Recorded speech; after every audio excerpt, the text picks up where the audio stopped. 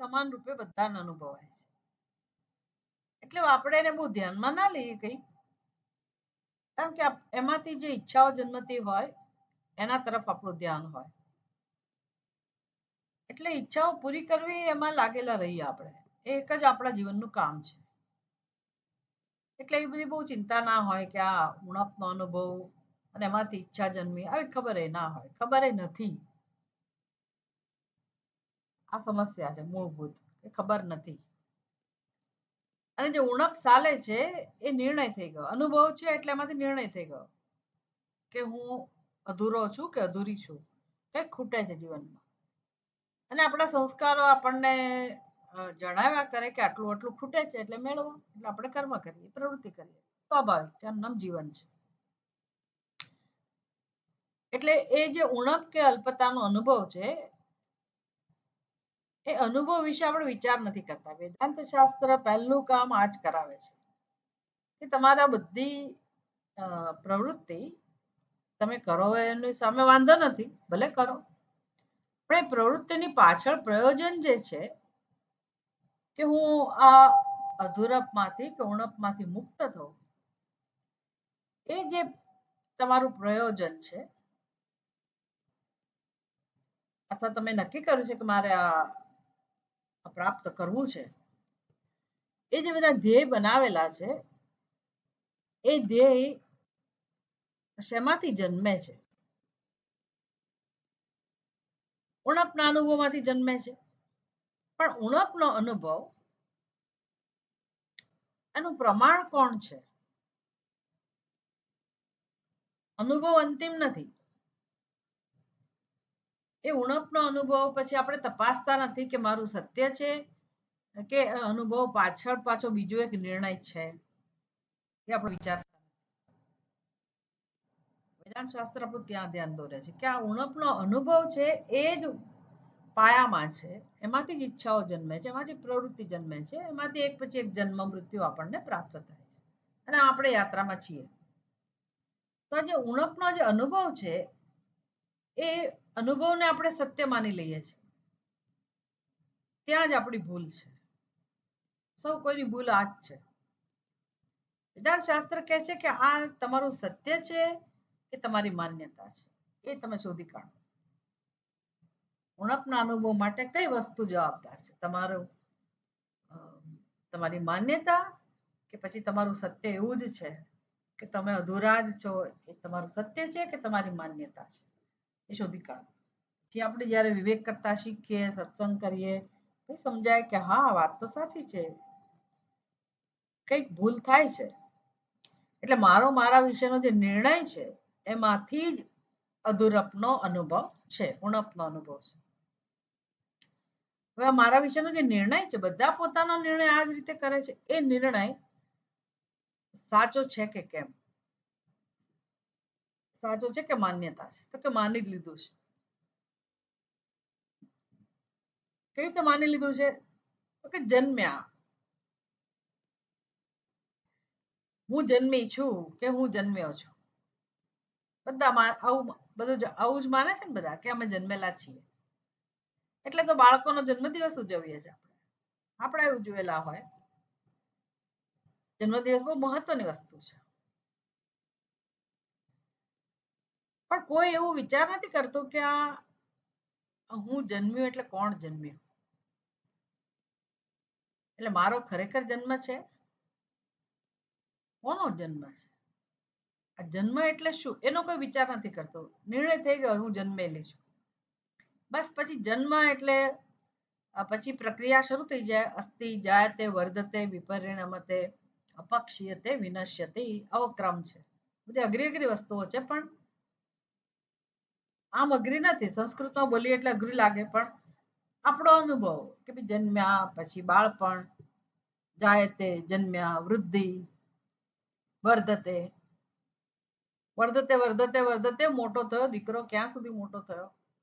25 વર્ષ, પછી 20 વર્ષ, 25 વર્ષ, પછી વિપરિણમતે, પછી વર્ધતે ના આવે, પછી ઊંચાઈ વધે નહીં, પછી વિપરિણામ એટલે જાડા પાતળા આમ તેમ એ બધું ચાલ્યા કરે. ક્યાં સુધી? 50-55. તમે ગમે તેટલા સીધા ચાલો કે જીમમાં જાઓ અને બધું બધી રીતે ફિટ રહો, પણ એક સમય એવો આવે કે ધીરે ધીરે કરચલીઓ પડવાનું શરૂ થાય. ભાઈ પરિણામ પછી અપક્ષીયતે, આંકા વળવાનું શરૂ થાય, કરચલીઓ પડવાનું શરૂ થાય, અને પછી અંત બધાને ખબર છે, વિનશ્યતિ, મૃત્યુ. આપણી જીવનની અવસ્થાઓ છે જેને આપણે સત્ય માનીએ છીએ. એ આપણી અવસ્થા છે કે શરીરની અવસ્થા છે એવું કોઈ આપણે વિચારવાનો સમય નથી ને એવી કોઈ તસ્દી લેતું નથી. પણ સમજવું તો પડશે ને, ક્યારેક તો સમજવું પડશે સત્ય. એટલે માની લીધું કોને કહેવાય એ હું સમજાવી રહી છું કે જન્મ્યા છીએ એ માની જ લીધું છે, ઇન્ક્વાયરી કરી નથી કે ભાઈ મને મારો જન્મ થતા કોણે જોયું. એટલે વેદાંતનો સત્સંગ એટલે બસ આ જ સમજવાનું છે આખી જિંદગી. પછી બહુ બધું આપણને સમજાશે કે અત્યારે આપણી બુદ્ધિમાં તો પારાવાર અજ્ઞાન છે, અજ્ઞાન સિવાય કશું નથી. એટલે એ બધો વિચાર કરીએ તો અજ્ઞાનનો પરિચય થાય. તો પછી સમજાય કે મોક્ષ એટલે શું, મારે શું કરવાનું કે જેથી હું મુક્ત થઉં. મુક્તિની ઈચ્છા કોને છે, તો કે જેને આ બંધનનો અનુભવ છે. બંધન ક્યાંથી જન્મ્યું છે, કેવા પ્રકારનું છે, કે માન્યતામાંથી જન્મેલું બંધન છે. એટલે હવે જીવનમાં શું કરવાનું રહ્યું તો પછી, કારણ કે બધી જ પ્રવૃત્તિઓ, જીવનના બધા જ ધ્યેય, ગમે તેટલા મહાન ધ્યેય કેમ ના હોય, મહાન તમારા કર્મો કેમ ના હોય, મહાન સિદ્ધિ કેમ ના હોય, આ બધું જ શેમાંથી જન્મ્યું તો કે ઉણપના અનુભવમાંથી. ઉણપનો અનુભવ શેમાંથી જન્મે તો કે અજ્ઞાનમાંથી, જે છે જ નહીં. એટલે આ બધી સિદ્ધિઓ પ્રાપ્ત કરવા છતાંય એનાથી કોઈ ફેર પડવાની સંભાવના નથી. આ સમજાય કે આનાથી કઈ આને મોક્ષને કોઈ લેવા દેવા નથી. એટલે જો માન્યતામાંથી ઉણપ જન્મી હોય અને ઉણપ જ મારો પ્રશ્ન હોય, એમાંથી જ એક પછી એક જન્મ મળતા હોય, તો પછી મોક્ષ એટલે શું ખરેખર? તો બંધનનું સ્વરૂપ જો કલ્પના હોય એટલે કે અજ્ઞાન હોય, તો અજ્ઞાન દૂર કરવું એનું નામ જ મોક્ષ. આ ધ્યેયની સ્પષ્ટતા એટલી બધી જરૂરી છે કે ભલે આ જન્મમાં કદાચ આપણે આ ધ્યેય સિદ્ધ ના કરી શકીએ તો કઈ વાંધો નહીં, પણ હવે પછીના જન્મો નકામા નહીં જાય એટલી તો આપણને ખાતરી થઈ જાય કે હવે બધા જન્મો જે મળશે એ પણ આ ધ્યેયની સ્પષ્ટતા થઈ ગઈ પછી આડું ઓડું જવાનો કોઈ માર્ગ રહેતો જ નથી. પછી મુક્તિ માટે જ જન્મ મળે. એટલી મહાન વસ્તુ છે, બહુ મોટો વિવેક છે. કોઈ આ જરાય સામાન્ય સ્તરની એ સમજ નથી, બહુ મોટી સમજ છે. બહુ ઈશ્વરની કૃપા જોઈએ એના માટે, આ સમજ માટે.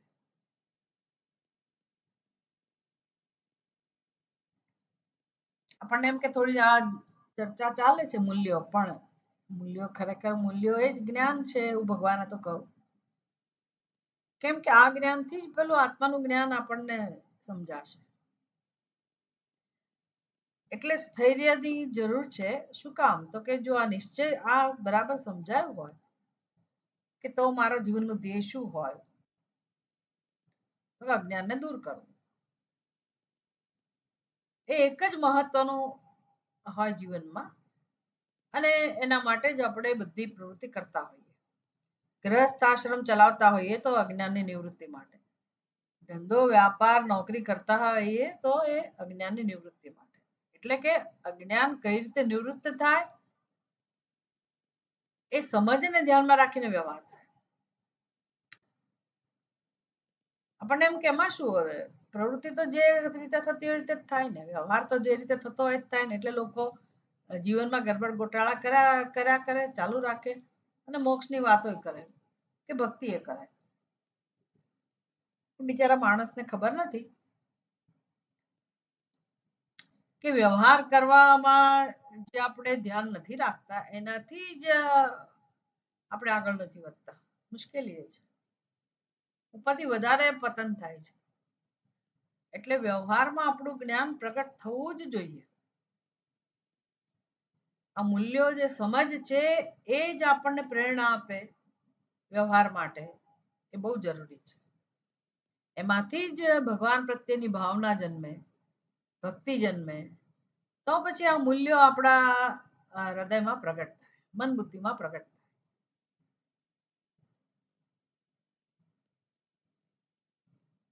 એટલે જો સ્થિરતા હોય, આ વસ્તુ સમજાય હોય એનું નામ સ્થિરતા, કે ભાઈ આ એક જ હોઈ શકે જીવનનું ધ્યેય. અને હવે મારે શું કરવાનું, તો કે એના માટે તૈયારી, અજ્ઞાન દૂર કરવા માટે બહુ બધી તૈયારી જોઈએ, કેળવણી જોઈએ, ઘડતર જોઈએ એ દિશામાં. એટલે જ્ઞાનના સંદર્ભમાં ધૈર્ય, અસ્થૈર્ય, સ્થૈર્ય એટલે આ ધ્યેયની સ્પષ્ટતા. સ્થિરતાનો અર્થ શું કરવાનો? ધ્યેયની સ્પષ્ટતા. કયું ધ્યેય નક્કી થયું? અજ્ઞાનની નિવૃત્તિ. આ મોક્ષનું રહસ્ય છે કે મોક્ષ સિદ્ધ જ છે, અજ્ઞાનને કારણે બંધનનો અનુભવ છે. એટલે અજ્ઞાન દૂર કરવા માટે જે મારે કરવાનું હોય કરું. તો અજ્ઞાન દૂર કરવા માટે શું કરવાનું હોય? તો મૂલ્યો તો સમજવાના એ તો બરાબર છે, પણ મૂલ્યો તમે સમજો કેવી રીતે, ક્યાંથી શીખો? તો ભગવાનના ઉપદેશમાં. કઈ રીતે ઉપદેશને સમજીએ? શ્રવણ દ્વારા. પછી એના ઉપર મનન થાય, વિચારીએ આપણે. એવું નહીં કે આ બુધવારે થોડુંક સાંભળી લીધું પછી આવતા બુધવારે દેખા જાયગા. આના ઉપર વિચાર થાય, ચિંતન રહે, ચાલુ રહે. એટલે સત્સંગ ચાલુ રહે નિયમિત રીતે.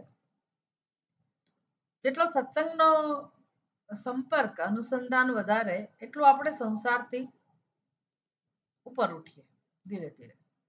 નહીતર સંસારની પકડ એવી જબરજસ્ત છે એટલે આપણને ખબર ના પડે કે આપણે બંધાયેલા છીએ.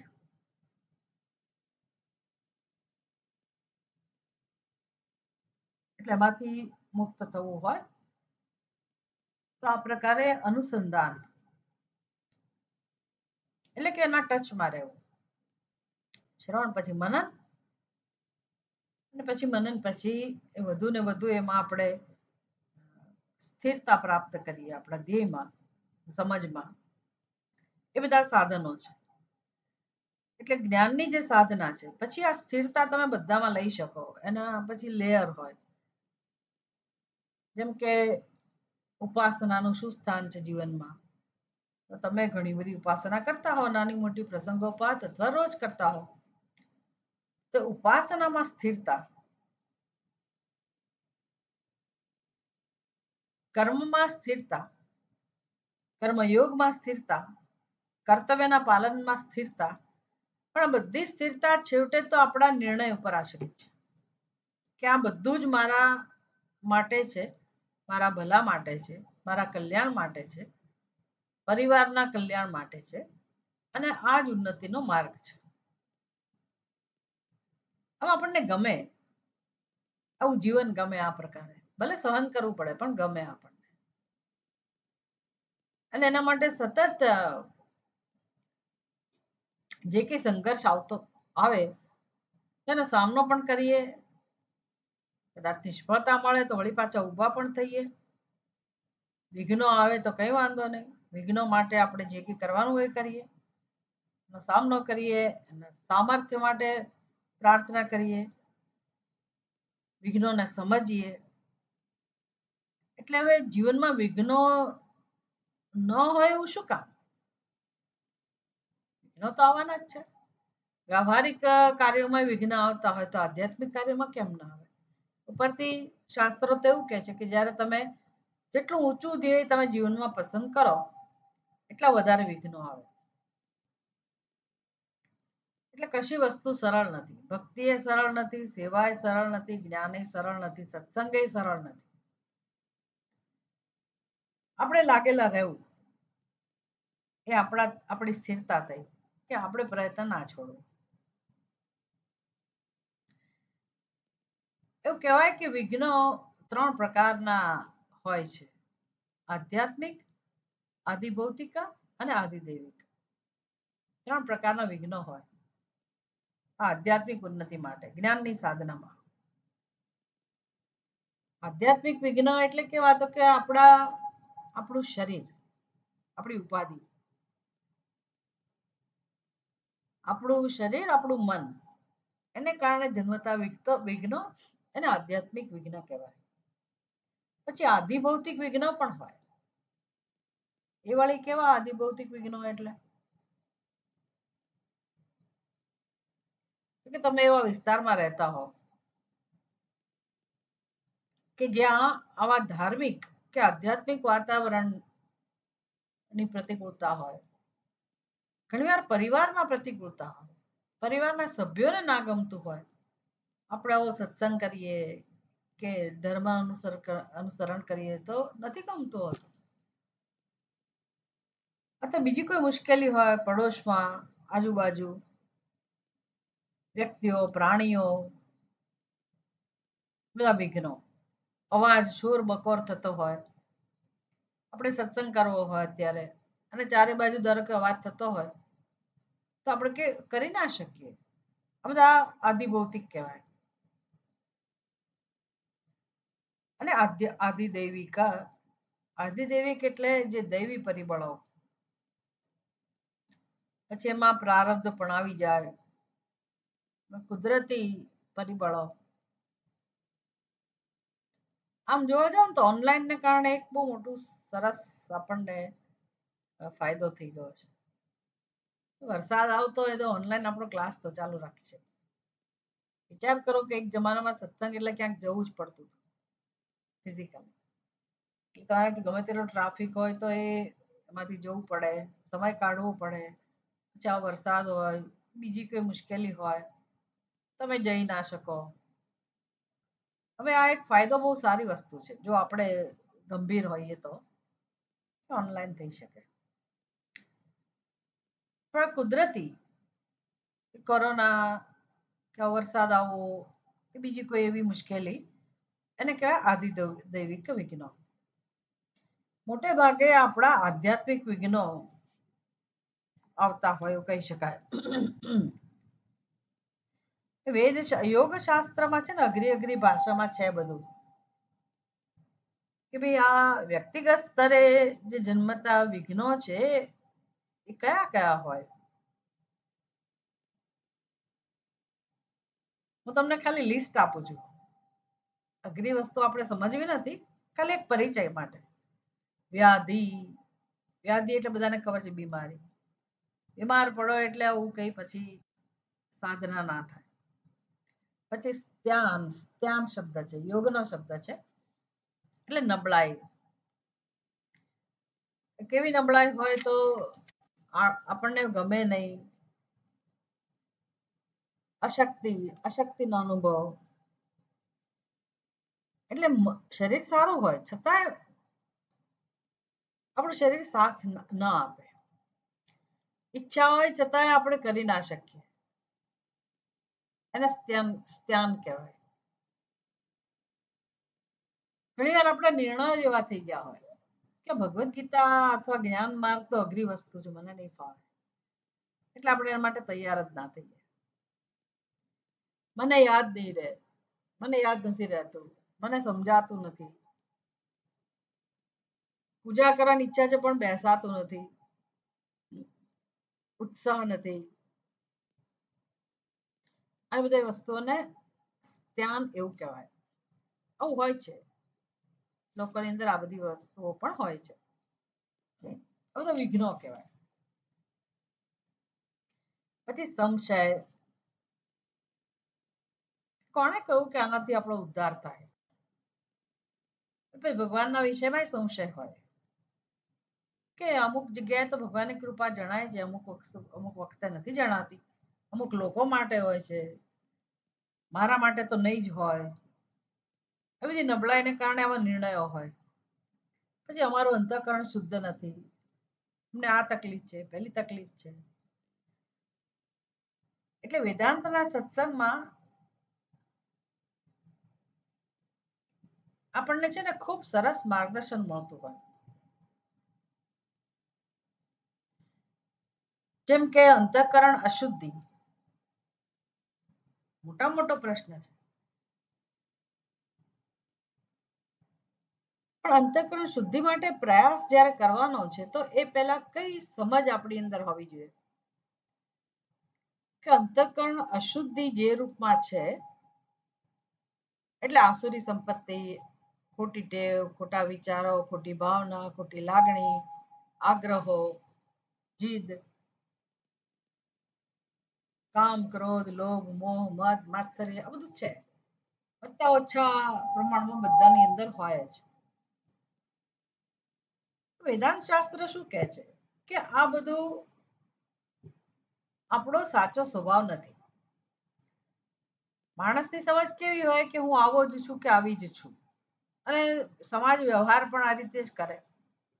આપણે સમાજ સાથે એ રીતે વ્યવહાર કરીએ, સમાજ પણ આપણી સાથે આ જ રીતે વ્યવહાર કરે. એટલે છાપ બંધાઈ ગઈ હોય કે આ વ્યક્તિ આવી જ છે, અને આપણે પછી એને સત્યતા આપતા હોઈએ. એટલે જો આવો ખ્યાલ હોય ને પછી હું પહેલેથી જ નક્કી કરું કે હું આવી જ છું કે આવો જ છું, અને હવે મારે શુદ્ધ થવાનું છે, તો આ કામ બહુ અઘરું થઈ જાય. એટલે વેદાંત શાસ્ત્ર કહે છે કે આ જે અશુદ્ધિ છે ચિત્તની, એનું કારણ આપણા પૂર્વના સંસ્કારો, અજ્ઞાન આ બધું છે. એટલે આગંતુક છે, એ આપણો સાચો સ્વભાવ નથી. આ સમજ સાથે આપણે આપણા જીવનનો ઉપયોગ કરવાનો અને આ અશુદ્ધિને આપણે દૂર કરવાની. તો પછી આપણે સ્વસ્થતાથી કરી શકીએ. આગંતુક છે એટલે જઈ શકે, આ બધી વસ્તુ દૂર થઈ શકે, અને આપણને ગમે પણ ખરું કે આપણું ખરેખર આ સત્ય નથી, અને આપણે કામ કરવાનું છે. એટલું જ નહીં, આ જ કામ કરવાનું છે, આ સિવાય કોઈ કામ નથી કરવાનું. એટલે બહુ શાંતિ લાગે, બહુ શાંતિ. કારણ કે આ કામ એટલે જ પવિત્રતા. આ કામનું નામ જ ઉપાસના, આ કામનું નામ જ ભક્તિ. આ કર્યા વગર તમે કંઈ પણ બહારનું જે કરો એ તો આધાર છે, પણ આ કામ ના થાય ને પેલું બધું થાય તો પછી એ ચિત્ત શુદ્ધિ ના હોય. પછી ભગવાન તમારી પર પ્રસન્ન થાય તોય અનુભવ ના થાય, આપણે અનુભવ ના કરી શકીએ, ભગવાનની કૃપાનો અનુભવ ના કરી શકીએ. ભગવાનની કૃપા થાય કે કેમ એ મોટો પ્રશ્ન છે, પણ થાય તો આપણે અનુભવ ના કરી શકીએ જો ચિત્ત શુદ્ધ ના હોય. સીધી વાત છે. કારણ કે ભગવાન છેવટે તો એની રહેવાની જગ્યા તો આપણું હૃદય જ છે, આપણું અંતઃકરણ જ છે. અને આ શુદ્ધિ જ એનું દર્શન થવા નથી દેતી, તો પછી એની કૃપાનો અનુભવ પણ કઈ રીતે થવા દે. એટલે આ સમજ સાથે જો આપણે કામ કરીએ તો બહુ સરળતાથી કામ થાય, અને સાચી દિશામાં થાય, સાચી રીતે થાય. એટલે સંશય વિઘ્ન છે, પછી પ્રમાદ. પ્રમાદ તો બહુ મોટી વસ્તુ છે. ઉપનિષદ તો કેવી સરસ રીતે સમજાવે છે, કઠોપનિષદ, કે પ્રમાદો વહી મૃત્યુ, આ પ્રમાદ જ મૃત્યુ સમાન છે. આપણને ખબર જ નથી કે પ્રમાદ એટલે શું. કારણ કે ગુજરાતી ભાષામાં આળસ ને પ્રમાદ ને બધું એક જ સરખું ગણાતું. વર્ષો સુધી એ કોઈને ખબર નથી. તો જે ગીતાનો સત્સંગ ને વેદાંતનો સત્સંગ કરે ત્યારે જ આ શબ્દોનો પરિચય થાય આપણને કે ઓહો, પ્રમાદ એટલે આવું આવો અર્થ થાય. એટલે બહુ ગંભીર અર્થ છે અને બહુ મહત્વની સમજ છે પ્રમાદ. પ્રમાદ એટલે શું? કશું ન કરવાનું નામ પ્રમાદ નથી. પ્રમાદ એટલે માણસ બહુ વ્યસ્ત હોય, બહુ બધું કરતો હોય, પણ જે કરવાનું છે, જે સમયે જે કરવાનું છે, જે રીતે કરવાનું છે, એના બદલે બીજું કંઈક કરતો હોય, બીજી રીતે કરતો હોય, એનું નામ પ્રમાદ. મેં તો એક જ દ્રષ્ટાંત વારે ઘડીએ સાંભળેલું છે પ્રમાદ માટે, કારણ કે એને યાદ રહી ગયું. કારણ કે આપણે બહુ એવું કરતા હોઈએ, ઘણા લોકોનો સ્વભાવ એવો જ હોય. પરીક્ષા આવતી હોય ને આખું વર્ષ વાંચ્યું ના હોય, પરીક્ષા આવે એટલે વાતાવરણ એવું ઊભું થાય આજુબાજુ કે વાંચવું જોઈએ વાંચવું જોઈએ, વાંચવામાં રસ જ ના હોય એટલે બુદ્ધિ શું સુજાડે કે આ પુસ્તકો કેવા થઈ ગયા છે, લાવો એને પૂઠા ચડાવો. કાલે પરીક્ષા આપવા જવાનું ત્યારે પૂઠા ના ચડાવવાના હોય. પૂઠા ચડાવવાનું કામ પહેલા કરવાનું હોય. આગલા દિવસે શું કરવાનું હોય, પરીક્ષા આવી હોય ત્યારે શું કરવાનું, વાંચવાનું જ હોય. પણ આ માણસ દફતર ગોઠવા બેઠો હોય કે એનું પુસ્તકો અને પૂઠા ચડાવતો હોય છોકરાઓ, એને પ્રમાદ કહેવાય. બહારગામ જવાનું હોય 1-2 દિવસમાં અને લોકો ઘરની સફાઈ હાથમાં લે, ખોટો સમય છે, એને પ્રમાદ કહેવાય. આ 1-2 દ્રષ્ટાંત. પણ અહીંયા વેદાંત અથવા આપણો સત્સંગ છે એમાં પ્રમાદ એટલે શું? કે મનુષ્યનું જીવન આ બધું શીખવા માટે છે. અધ્યાત્મ શીખવા માટે મનુષ્યનું જીવન છે, આધ્યાત્મિક ઉન્નતિ માટે મનુષ્યનું જીવન છે. એની બદલે માણસ આખું જીવન વાપરી નાખે છે. એને એમ કે પરમાર્થ તો પછી થાય, અધ્યાત્મ તો પછી થાય, 60 વર્ષ પછી. હવે તો કદાચ 80 વર્ષ પછી એવું કહેશે, કારણ કે 60 વર્ષે જે લોકો બહુ બિઝી હોય અને હેલ્ધી હોય, પોતાની જાતને બહુ ફિટ ગણતા હોય અને જવાબદારી બહુ હોય પાછી કુટુંબની બીજી બધી, એટલે એ વૃદ્ધ થતા જ નથી. એટલે હજી કદાચ ઉંમર વધારી દેવું બને.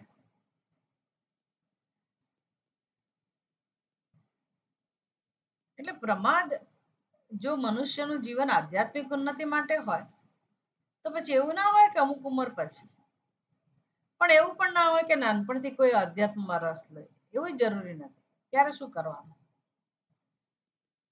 તો પછી શું ઉપાય છે? તો કે આધ્યાત્મિક ઉન્નતિ માટેની ભૂમિકા તૈયાર થાય કે ભાઈ આપણે રિટાયરમેન્ટ પછી શું કરીએ જીવનનો ઉપયોગ, એના માટેની તૈયારી પહેલા થાય. એટલે ગૃહસ્થ આશ્રમ વખતે, એની પહેલા પણ આપણી સંસ્કૃતિમાં તો એની પહેલા પણ છે ધર્મનું આચરણ, કર્તવ્યનું આચરણ, પૂજા પાઠ, દેવતાની ઉપાસના, વ્રત, આ બધું નાનપણથી આપણે ત્યાં છે. બધા ઉત્સવો, એકે ઉત્સવ આપણો એવો નથી કે જેમાં દેવી દેવતાનું મહત્વ ના હોય, દેવી દેવતા ના સંકળાયેલા હોય, ભગવાનની આરાધના ના હોય, એવું એકે ઉત્સવ નથી. એમાં બાળપણથી જ લોકો જોડાય, બાળકો પણ આવતા હોય, ભલે મેળામાં જતા હોય,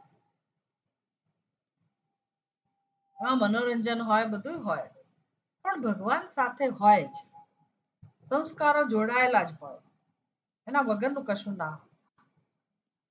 હવે એ બધું ખૂટે છે જીવનમાં. બહુ સરસ જે જીવન જીવવાની વ્યવસ્થા એ પહેલેથી જ આપણને તૈયાર કરે અને આપણે એવા નાના નાના કર્મો એવી સરસ રીતે કરતા થઈ જઈએ અને આપણી અંદર સંસ્કાર આવી જાય તો જીવન નકામું ના જાય. પણ એ ન હોય તો પછી પ્રમાદ, આખી જિંદગી પ્રમાદ જ કર્યો કહેવાય. કેમ તો કે જે કરવાનું તે ના કર્યું અને છેક સુધી માણસ સંસારમાં જ રત રહે.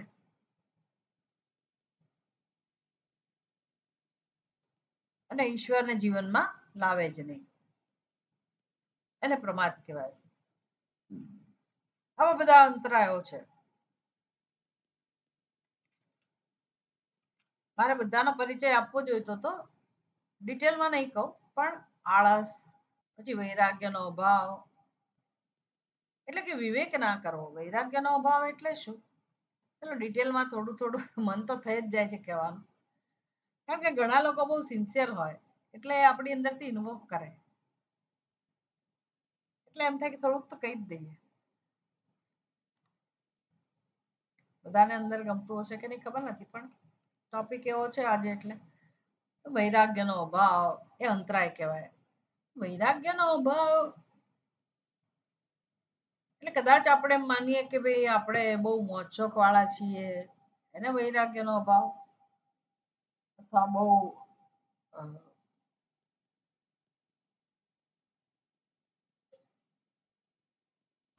લોકોમાં જે પ્રકારે છોડી દીધેલું હોય બધા, એને આપણે વૈરાગ્ય વાળા કહીએ. આપણે છોડી ના શકતા હોઈએ એટલે આપણે વૈરાગ્ય આપણી અંદર નથી, એવો અર્થ કરવાનો વૈરાગ્યનો અભાવ એટલે શું? તો વૈરાગ્ય હંમેશા વૈરાગ્ય કોઈ ઘટના નથી, કોઈ કર્મ નથી, કોઈ પરિસ્થિતિ પણ નથી. વૈરાગ્ય એટલે સમજ છે, સાચી સમજ, અને હંમેશા એ વિવેકમાંથી જન્મતી હોય. એટલે વિવેકની પહેલાની સ્થિતિ છે વૈરાગ્યની પહેલાની સ્થિતિ છે વિવેક. વિવેક શેમાંથી જન્મે? તો કે ચિંતનમાંથી, યોગ્ય ચિંતનમાંથી. આ વિવેક કરવાની ટેવ ના હોય મનુષ્યના જીવનમાં તો વૈરાગ્ય ના હોય, એને કહેવાય વૈરાગ્યનો અભાવ. એટલે અનુભવમાંથી પણ આપણે શીખવું જોઈએ, અનુભવમાંથી પણ વિવેક કરવાનો. ભૂલો થાય, મનુષ્યથી ભૂલો થાય, તો આપણે એનું પછી એની પાછા પડી જવું જોઈએ કે આ ભૂલનું કારણ શું છે, શેને કારણે મારાથી આવો વ્યવહાર થયો અથવા થઈ રહ્યો છે, ક્યાં વિવેક ખૂટે છે, શું કરવું એના માટે, અને ભૂલ થઈ ગઈ હોય તો એનો ઉપાય શું? બધાના જવાબો છે જ આપણે ત્યાં, પણ આપણે સ્વીકારતા જ નથી. ભૂલ થઈ એવું માનતા પણ નથી. અનુભવમાંથી ના શીખીએ, ચિંતન ના કરીએ તો વૈરાગ્ય જન્મવાની સંભાવના નથી રહેતી. એટલે પછી શું થાય કે જે નકામી વસ્તુ હોય, જેનાથી આપણું પતન થતું હોય, એને આપણે પકડી રાખીએ. એટલે પકડી રાખવું એટલે શું? તો કે મન એમાં ડૂબેલું રહે, મન એનું ચિંતન કરે, મનને એમાં જ રસ હોય. એનો અર્થ કે આપણે પછી આગળ ના વધીએ. એ બધી વસ્તુઓ છે. આગળ ના વધીએ એટલે આપણને સારી ચડિયાતી વસ્તુ ના ગમે, આપણું મન એમાં સાથ ના આપે, સત્સંગમાં બહુ રસ ના પડે, આ બધું ના ગમે. એના વૈરાગ્યનો અભાવ. પછી ભ્રાંતિ.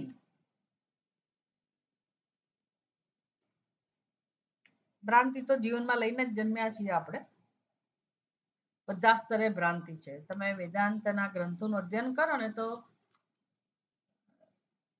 ત્યાં બહુ ડિટેલમાં આપણને સમજ આપે કે ભ્રાંતિ કેટલા સ્તરે છે. આપણા રગ રગમાં ભ્રાંતિ છે, મનમાં, બુદ્ધિમાં, બધા સ્તરે ભ્રાંતિ છે. ઇન્દ્રિયોમાં 5 કોષનું શરીર બનેલું છે, 5 કોષના સ્તરે ભ્રાંતિ છે. 3 શરીર આપણી અંદર છે, સ્થૂળ, સૂક્ષ્મ અને કારણ. એ સ્તરે ભ્રાંતિ છે. જીવનની 3 અવસ્થાઓ છે, જાગ્રત, સ્વપ્ન, સુષુપ્તિ. એ 3 સ્તરે ભ્રાંતિ છે. પછી દેહની અવસ્થાઓ છે, બાલ્યાદિશુ અપી જાગ્રદાદિશુ. બાલ્યાવસ્થા, કુમાર અવસ્થા, યુવાવસ્થા, બધા અવસ્થાઓના સ્તરે પણ ભ્રાંતિ છે. તો બુદ્ધિમાં, હૃદયમાં નરી ભ્રાંતિ જ હોય તો જન્મથી મૃત્યુ સુધી જે કે કરીએ બધામાં ભ્રાંતિ હોય જ, સમજી લેવા.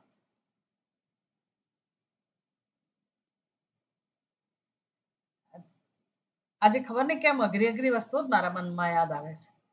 એક માંડુક્ય ઉપનિષદ છે. આપણા ઉપનિષદો તો ઘણા બધા છે આપણા, એક માંડુક્ય ઉપનિષદ છે. નાનકડું ઉપનિષદ છે પણ એટલું બધું મહત્વનું ઉપનિષદ છે. સંન્યાસીઓ માટેનું જ ઉપનિષદ છે. એમાં આ શંકરાચાર્યજી અને શંકરાચાર્યજીના પણ દાદા ગુરુ ગૌડપાદાચાર્ય એ જે જીવનની બધી સમજ આપે છે એના માટે શબ્દો વાપરે છે, યથાર્થ દર્શન અને અયથાર્થ દર્શન. અદર્શન, યથાર્થ દર્શન અને અયથાર્થ દર્શન, આવા શબ્દો પ્રયોગ કરે છે. એટલે સુષુપ્તિની અંદર આ બધી આપણી અવસ્થાઓ છે જીવનની, જીવનને સમજાવે છે કે આપણા જીવનમાં 3 અવસ્થા છે, જાગ્રત અવસ્થા, સ્વપ્ન અવસ્થા અને સુષુપ્તિ અવસ્થા. તો સુષુપ્તિ અવસ્થાની અંદર આપણને કશી ખબર નથી, એટલે એને કહેવાય અદર્શન. કશું દર્શન નથી, આંખથી નથી એવું નહીં, બુદ્ધિમાં કશું નથી, દ્રષ્ટા દ્રશ્ય આવું કશું નથી, હું કોણ છું એનું ભાન નથી, જગતનું ભાન નથી, એને કહેવાય અદર્શન. સુષુપ્તિમાં બધા જ મનુષ્યોને આ અવસ્થાનો અનુભવ થાય છે, એને કહેવાય અદર્શન. એટલે કંઈ જ ભાન નથી. સારું, આ આપણે જીવનની એક અવસ્થા થઈ. બીજી અવસ્થા સ્વપ્ન અવસ્થા, ભલે થોડીક જ ક્ષણો માટે હોય, પણ ત્યાં જે દર્શન છે એ દર્શન દર્શન છે, અદર્શન નથી, દર્શન છે. પણ એ કેવું દર્શન છે? યથાર્થ છે કે અયથાર્થ છે? તો સ્વપ્ન આપણે જે જોઈએ છીએ, જાગ્યા પછી કહીએ છીએ કે આ તો સ્વપ્ન હતું. એટલે શું? તો કે એમાંનું કશી વસ્તુ સત્ય નથી, બધાને આ ખબર છે. પણ સ્વપ્ન જોતી વખતે સત્ય જણાતું હતું. જાગ્યા પછી આપણે કહીએ છીએ કે એ સાચી વાત નહોતી, એને કે અયથાર્થ દર્શન, જે સત્ય નથી. તો આ પણ આપણા જીવનની અવસ્થા થઈ. બે અવસ્થા થઈ. હવે ત્રીજી કઈ અવસ્થા? જાગ્રત અવસ્થા.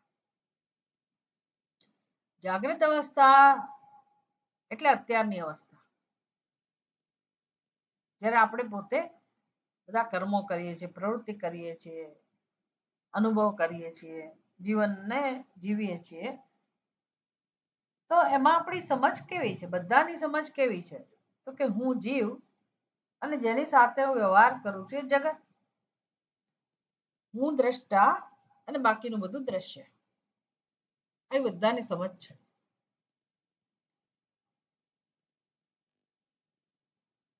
હવે શ્રુતિ તો કહે છે, શાસ્ત્ર તો કહે છે કે જે છે પરમાત્મા જ છે. એકમ એવા દ્વિતીયમ, જે છે તો બ્રહ્મ છે, પરમાત્મા છે. તો જીવ ક્યાંથી આવ્યો? જગત ક્યાંથી આવ્યું? એ સમજવું પડે આ બધું.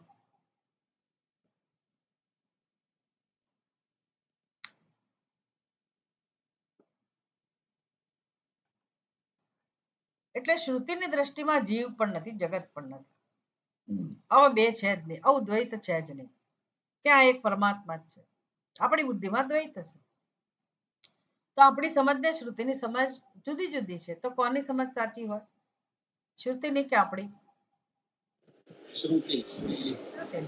એટલે આપણું દર્શન પણ કેવું કહેવાય? અયથાર્થ દર્શન. જાગ્રતનું દર્શન પણ કેવું છે? અયથાર્થ દર્શન. તો ત્રણ અવસ્થાઓ તો પૂરી થઈ ગઈ. સુષુપ્તિમાં અદર્શન હતું અને સ્વપ્ન અને જાગ્રતમાં અયથાર્થ દર્શન છે. તો યથાર્થ દર્શન જન્મથી મૃત્યુ સુધી છે જ નહીં. અને આ બધી અવસ્થાઓ એ જ આપણું જીવન છે. એનો અર્થ કે આખું જીવન અયથાર્થ દર્શન અને અદર્શનમય જ છે, એમાં જ વીતે છે. તો પછી કઈ ઘટના સાચી? એકે ઘટના સાચી નથી, એકે અનુભવ સાચો નથી. તો તમે જીવન જીવ્યા એનો શું મતલબ છે? કોઈ જ અર્થ નથી. વિચાર કરો. એટલે આ તો તમે લોકો તો બહુ નાના છો બધું સમજવા માટે, પણ એક સમય આપણે આ બધું સમજવાનું જીવનમાં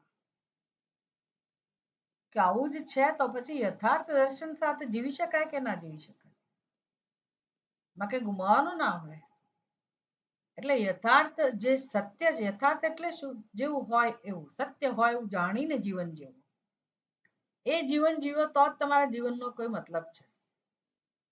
નહીતર બધું તો આપણું કરેલું, બધી મહેનત બધી નકામી જાય છે. એટલે ભ્રાંતિ, આ બધા આવરણો કહેવાય. આપણે શેની ચર્ચા કરીએ છીએ ખબર છે? આધ્યાત્મિક સ્તરના વિઘ્નોની. જ્ઞાનની પ્રાપ્તિમાં આ બધા વિઘ્નો કહેવાય. સારું, મેં તો આટલા બધા એના યોગ શાસ્ત્રને ધ્યાનમાં રાખીને આ બધા વિઘ્નો કયા તમને? વ્યાધિ, ધ્યાન, સંશય, પ્રમાદ, આળસ, વૈરાગ્યનો અભાવ, ભ્રાંતિ. પછી બીજા આપણે જાણીતા નથી, યોગ શાસ્ત્રના છે, અલબ્ધ ભૂમિકત્વ અને અનવસ્થિત તત્વ. એ આપણે વેદાંતમાં એ બધું નથી આવતું, પણ એ લોકો એની ભાષામાં બધા પ્રતિકૂળતાની વાત કરે છે. તો નિવારણ, હવે આપણું કામ શું રહ્યું? તો કે નિવારણ. આ બધું કયા મૂલ્યોના અંતર્ગત છે? તો કે સ્થૈર્ય. આપણે ક્યારે આપણા ધ્યેયમાં અડગ રહી શકીએ, ક્યારે આગળ વધી શકીએ? તો કે આ બધું જાણીએ આપણે કે હા, વાત તો સાચી છે. આ સિવાય પણ આપણા પુરાણો અને બધા જે ગ્રંથો મહાભારતની અંદર એટલે કેવી કેવી કથાઓ આવતી હોય છે કે કેવા ઋષિમુનિઓ પોતાના જીવનમાં આગળ વધતા હોય, વધી રહ્યા હોય, પણ કેવા એમના જીવનમાં પ્રસંગો બને અને કેવી રીતે વળી પાછું એ પતન થાય, વળી પાછા ઊભા થાય, વળી પાછું પતન થાય. એટલે આ માણસ મનુષ્ય જ્યારે આગળ વધે ત્યારે આ માર્ગ છે, માર્ગ આવો જ છે. એમાં આવું બધું થાય જ. એટલે તમે એમ કહો કે સરળતાથી બધા આગળ વધી જાય એવું શક્ય નથી.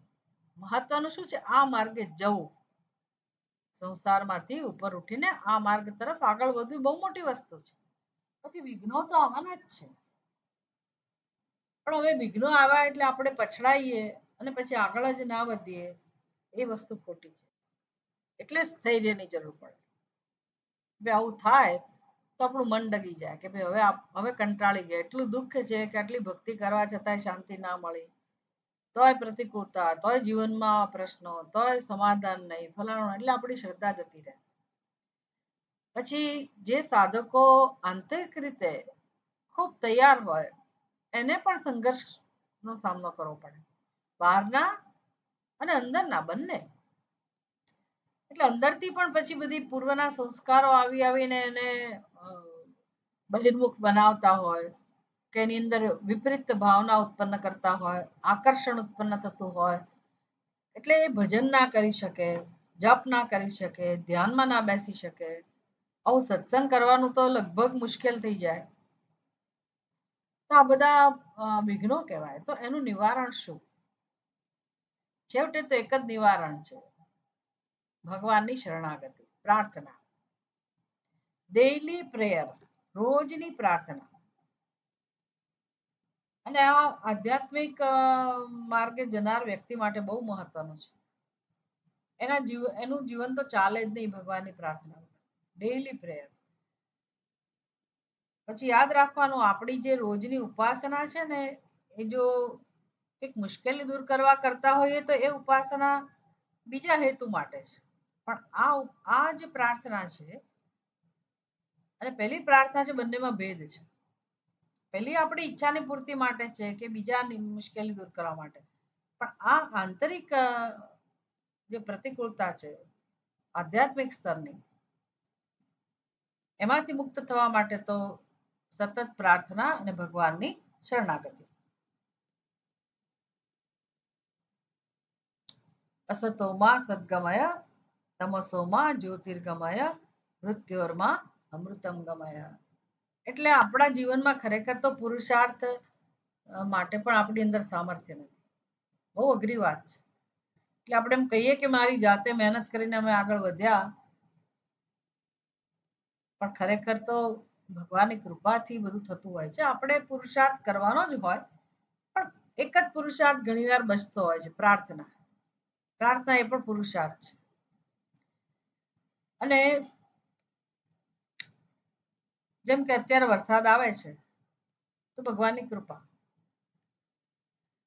એટલે કોઈ પણ કાર્ય સિદ્ધ કરવું હોય તો 3 વસ્તુ જોઈએ: પ્રયત્ન, કાળ અને દૈવમ. તો એક કામમાં સફળતા, કાર્ય સફળ ક્યારે થાય તો કે ઈશ્વરની કૃપા, દૈવમ હોય ત્યારે. પ્રયત્ન, ખેડૂતે ખેતર ખેડીને તૈયાર રાખ્યું હોય, ખાતર નાખ્યું હોય, બીજ નાખ્યા હોય, એ એની ફરજ છે, એનો પુરુષાર્થ છે. પછી એને થોડોક સમય લાગે, તરત કે પાક ઉગે નહીં, એટલે અમુક સમયની મર્યાદા હોય. અને અનુકૂળ વાતાવરણ, આબોહવા, કે આ પ્રકારનો વરસાદ, એ દૈવમ કહેવાય, ઈશ્વરનો અનુગ્રહ. આ ભેગું થાય પછી કાર્યમાં સફળતા મળે. એટલે મનુષ્ય એકલો કાર્ય કરીને સફળતા મળે એવું શક્ય નથી. અને ભગવાન તો કૃપાળુ જ છે, એ તો બધું કરે, પણ આપણે જમીન ખેડી જ ના હોય, કોઈ બીજ વાવ્યા ના હોય, તો વરસાદ તો પડે, પણ શું કરવાનું, આપણને કશું મળે નહીં. એમ મનુષ્યનું જીવન તો મળ્યું છે, બુદ્ધિ તો મળી છે, ભગવાનની કૃપા પણ છે. સમય લાગશે, વાંધો નથી, પણ આપણો પુરુષાર્થ, કયો પુરુષાર્થ? આપણે ભગવાનને નિયમિત રીતે પ્રાર્થના કરીએ. એક પ્રાર્થના બધાને ગમે એવી છે. અસતોમાં સદ્ગમય તમસોમાં જ્યોતિર્ગમય મૃત્યોર્માં અમૃતમ ગમય. અસત્યમાંથી ભગવાન અમને સત્ય તરફ લઈ જાઓ, અંધકારમાંથી ભગવાન અમને પ્રકાશ તરફ લઈ જાઓ, અને મૃત્યુમાંથી ભગવાન અમને અમરતા તરફ લઈ જાઓ. આજનો આપણો સત્સંગ પૂરો થયો. કોઈને કોઈ પ્રશ્ન હોય તો 2 મિનિટ આપી શકીએ આપણે.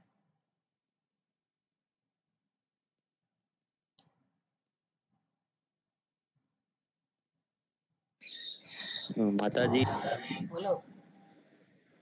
આપણે ભક્તિ કરીએ તો વિઘ્ન બહુ આવવાના. અમુક ટાઈમે આપણે નિયમ કરીએ તો બી ચંડી પાઠ કરતા હોય તો બી નહીં થતું. તો એનું કારણ શું? એમ વિઘ્નનો પ્રકાર કેવો છે જાણવું પડે. એટલે શેના કારણે ના થયો? આપણે અંદરથી કોઈ વિઘ્ન છે કે બહારથી છે કે શું છે, એ જ પહેલા તો જાણવું પડે. આપણને સમય ના મળ્યો, માંદા પડ્યા, સમય ના મળે. અમુક ઘરની અંદર વાતાવરણ પણ એવું થાય કે જેથી આપણે ચંડી ના કરી શકીએ, અને ક્યારે ઘરમાં બી વિઘ્નો બી આવી જાય કે એ દિવસે એમ ભક્તિ બી ના થાય. તો એ સમયે શું કરવું જોઈએ એમ મારે? એક તો આપણે જો નિયમ લીધો હોય કે મારે ચંડી પાઠ કરવાનો છે, એવો નિયમ લીધો હોય તો એ નિયમ નું પાલન ના કરી શક્યા તો ભગવાનને માટે આપણે માફી માંગીએ, અને બીજા કોઈ સમયે જો એ પાછું સરભર થઈ જાય એવો પ્રયાસ કરવાનો. એવું બને કદાચ કે એક દિવસ ના થયો તો આપણે બીજો સમય કાઢીને એને પછી 2 વાર કરીએ, એવું કે કરી શકીએ, સરભર કરી શકીએ. મોટે ભાગે આપણાથી આપણી કેપેસિટી અને કેપેસિટી બધા જુદી જુદી હોય, પણ ઘરની અનુકૂળતા કેવી છે, વાતાવરણ કેવું છે, એના આધારે આપણે પછી નિયમ લેવાનો. કોઈ નાનું સ્તોત્ર હોય કે થોડાક સમય માટેની ઉપાસના હોય, એવો નિયમ પણ આપણને ફાયદો કરે ને. અને અનુકૂળતા આપણે સમય મળે ત્યારે આપણે ચંડી પાઠ કરીએ, એવું નિયમ રાખવાનો. ભગવાનને એનો વાંધો નથી તમે આવો નિયમ લો એનો. પછી આપણે જેવા મોટા મોટા નિયમ લઈએ ને પછી જો અનુકૂળતા ના હોય તો પછી આપણને દુઃખ થવાનું કે નિયમનું પાલન ના થયું. એટલે ખાસ તો કેમ નથી થયું એ કારણ પહેલા તો જાણવાનું કે આપણે જ એના માટે થોડાક નંબર તો પ્રાર્થના ભગવાનને પ્રાર્થના કરી શકાય કે મારાથી આ નથી થતું તો મને અનુકૂળતા કરી આપી, પ્રાર્થના થાય, જપ થાય, ભગવાન પાસે ક્ષમા પ્રાર્થના કોઈ નાના સ્વરૂપમાં આપણે કરી શકીએ. એટલે ભક્તિ કરવી કે પછી આ ચંડીપાઠ કરવો એટલું જ વ્રત છે. ભક્તિ એટલે શું? તમે જે વ્યવહાર કરો ને એમાં તમે પ્રેમથી વ્યવહાર કરો તો એ ભક્તિનો જ પ્રકાર છે. એટલે એમાં જીવ ના બળે કે મારો સમય આમાં જતો રહ્યો.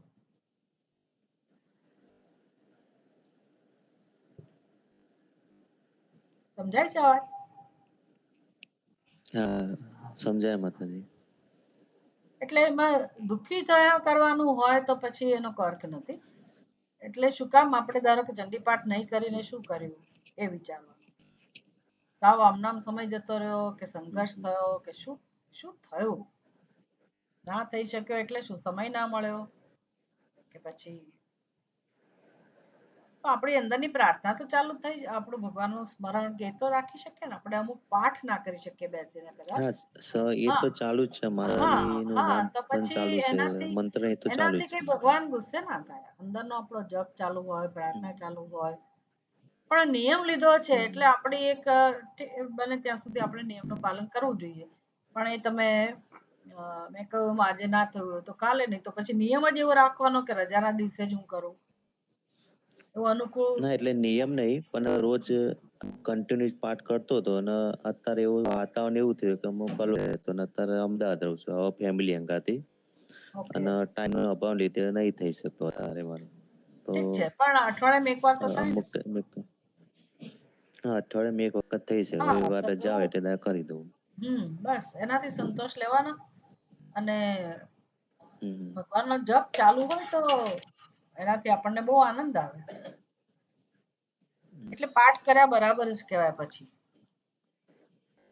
ભગવાનનો જપ આ રૂપમાં નથી થતો પાઠ, પણ માનસિક રીતે થાય છે, જપના રૂપમાં થાય છે. માતાજીનું અનુસંધાન તો થાય છે ને, દેવીનું. એટલે હા, એ કમ્પ્લીટ થાય. હા, એ ભક્તિ જ છે. એટલે સમજ આપણી સાચી થતી જાય તો પછી અંદરથી દુઃખ ના થાય કે મારાથી નથી થતું. નહીંતર એ ઉપરથી વધારે આપણે દુઃખી થવાનો એ કામ કરીએ છીએ. આમાં કોઈ આપણો પોતાનો નિર્ણય નથી નહીં કરવા માટે, કે પોતાની આળસ પણ નથી. બસ એ ચેક કરી લેવાનું. પ્રતિકૂળતા હોય આ પ્રકારની, તો એ પ્રતિકૂળતા નથી, સમય આવો છે અત્યારે. એટલે નિયમનું પાલન નથી આજે થતું. જે બાકી તો સત્સંગ આજે કર્યો મારી ખરેખર આમ મને આજ એવું થયું કે ખરેખર આજ મારા માટે સત્સંગ થી એવું લાગ્યું છે. લો, મને તો કે બધાને અઘરું લાગ્યું હશે. સારું. ના ના, ખરેખર આજે મને અંદરથી દુઃખ એવું થતું હતું કે હારું આજે હું દિયાબત્તી કરી શક્યો. એટલે મને હારું મનમાં એવું થયું કે આજે શું ભગવાન મારી પર આજે એવો સમય કે આજે દિયાબત્તી હું ના કરી શક્યો એમ. અને આજે સત્સંગમાં બી લેટ પડ્યો. અને તો મેં આજે એ ટોપિક જોયો એટલે ખરેખર મારા માટે જ આ ટોપિક લાગવો પડ્યો આજે. એવું જ છે. એટલે સત્સંગથી છે ને આ બધી વસ્તુઓ દૂર થતી હોય. આપણે ખાલી દુઃખી થતા હોઈએ. ભગવાનની ભક્તિ કરવામાં ક્યાંય દુઃખ છે જ નહીં. એટલે મેં નિયમ લીધો, આપણે અગરબત્તી ના કરી શક્યા, તો એમાં એટલું બધું દુઃખી થવાનું કોઈ કારણ નથી. ભગવાનને એવું ના હોય કે તું અગરબત્તી કરે તો જ એ ખુશ થાય. આપણે નિયમ નક્કી કર્યો છે કે મારે ભગવાનનું આ પ્રકારે ચિંતન કરવું છે. પણ ધારો કે આવું નથી થયું તો મનથી તો હું કરું જ છું ને. એટલે અગરબત્તી કરવી એ જ થોડી ભક્તિ છે. પછી એનો અર્થ એવો નહીં કે હું પછી કરું જ નહીં અગરબત્તી. એ કરવાની, પણ ન થાય ત્યારે આપણે દુઃખી તો નહીં જ થવાનું. આમ તો શું રોજ અડધો કલાક મળે, પણ આજે ના મળે એટલે થોડું એમ બી થયું કે આજે ઇટ્સ કેમ ઓકે, આવડો કઈ વાંધો ટાઈમ નહીં. મળે ના મળે. કઈ વાંધો નહીં. આ સત્સંગ છે ને અને આજે ભક્તિનું ફળ છે. સત્સંગમાં બી લેટ જોઈન થયો. આવો સત્સંગ કરવો અને સત્સંગ મળે આપણને, એ ભક્તિનું ફળ છે. તમે જે કઈ ભક્તિ કરો છો ને એનું ફળ છે. એટલે આ મોટા મોટી ભક્તિ છે. ના બહુ મોટી ભક્તિ છે. ભગવાન પ્રસન્ન છે એટલે જ આજ આપણને આનંદ છે આવું સત્સંગ કરવા મળે છે. હા, ધેટ્સ વોટ. અને કૃપા છે. આજે મારી પણ ભૂલ પકડાઈ ગઈ કે હું કયા કારણે બધું થતું. સાચી વાત છે. બધાને ખૂબ ખૂબ શુભેચ્છાઓ. જય શ્રી રામ. ઓમ જય શ્રી પૂર્ણમદ રામ. પૂર્ણમિદં પૂર્ણાત પૂર્ણમુદચ્યતે પૂર્ણસ્ય પૂર્ણમાદાય પૂર્ણમેવાવશિષ્યતે. पूर्णमेवावशिष्यते। ઓમ ॐ शान्ति શાંતિ शान्ति શાંતિ शान्तिः। શાંતિ. હરિ ઓમ. શ્રી ગુરુભ્યો નમઃ. હરિ ઓમ.